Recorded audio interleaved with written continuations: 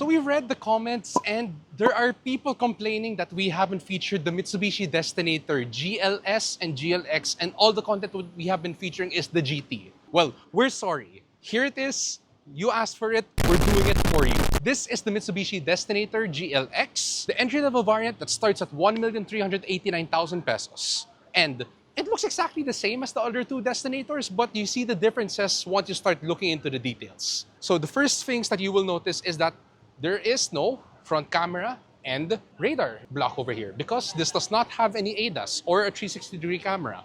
Next, down here, the bottom part of the bumper is finished in, well, it's not painted at all. It's just black plastic and you don't have any fog lights. There's like housings for the fog lights. Then when we get to the side of the car over here, you may notice that the wheels are finished differently. These are exact the same designs, but finished in gray. When we get to the side over here, it's pretty much the same, which is a good thing because the Destinator looks really good, regardless of any angle that you look at it.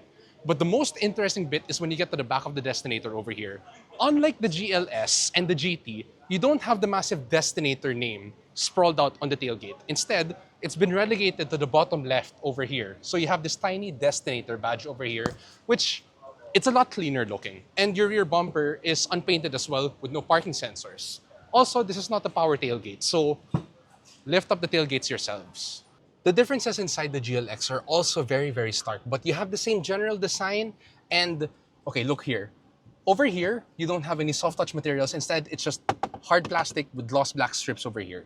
No ambient lighting on this. And if you may notice also that your instrument cluster has a 4.2-inch LCD surrounded by two analog gauge clusters, which is very nice.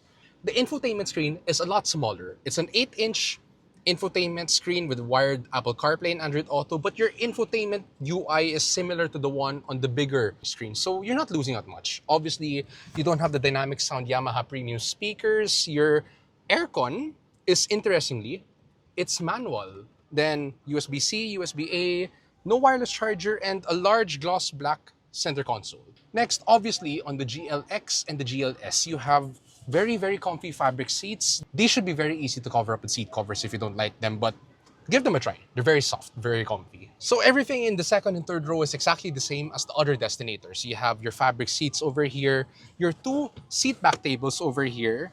You have your aircon controls, USB-C, USB-A, air vents, and your middle seat, which also folds down like this with cup holders. So the Mitsubishi Destinator GLX also carries over the same 1.5-liter turbocharged gasoline engine known as the 4B40. So 163 horsepower, 250 Newton meters of torque mated to a CVT that sends power to the front wheels. So at 1,389,000 pesos, is the Mitsubishi Destinator GLX a good buy? What do you think?